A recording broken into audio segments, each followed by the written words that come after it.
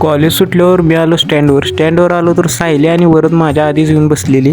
त्यांना म्हणलं चला घरला.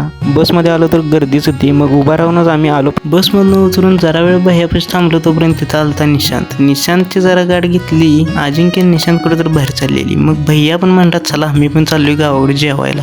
चला म्हटलं. मग मी पण घरला जाऊन जेवून एक झोप काढली. 5 वाजता उठलो आणि चहा पेलो. गाडी बाहेर काढून शेताला चाललेलो तोपर्यंत त्याला घेऊन आलो शेताला. उसाला तोड चालू होती त्यामुळे शेताला जायचंच होतं. तोपर्यंत येऊ बघा आमच्याच ट्रॅक्टरवर बसून आमच्यावरच दादागिरी करत होता. ही लागलेली गाडी भरायला भरू देत म्हणलं जरा इकडं आलो. वातावरण बघा अशा प्रकारचं काहीतरी झालं.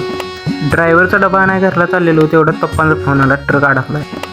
डबा घेऊन येतोपर्यंत पप्पाने ट्रॅक्टरनं काढण्याचा प्रयत्न केला पण त्यांना काही निघालं नव्हतं. त्यामुळे मशीनच बोलवायला लागत होती. मशीन यायला थोडा उशीरच झालता.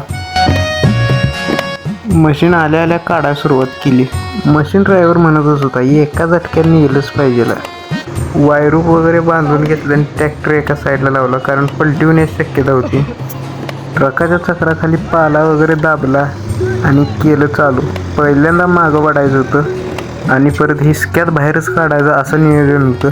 मग साईडने ट्रॅक्टर काढला आणि पुढं लावला आणि चालू केलं.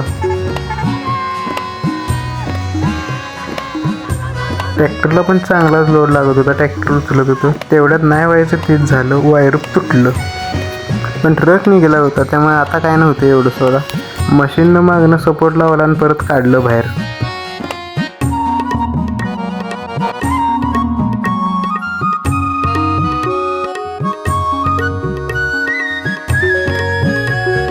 पूर्ण बाहेर आणून उभा केलं असं. आणि आता पप्पा जायचं होतं वजनाला आणि ट्रॅक्टर घेऊन मला जायचं होतं घरला. मग काय शेवटी ट्रॅक्टर घेऊन आलो घरला आणि इथंच आपल्या ब्लॉगचा एंड.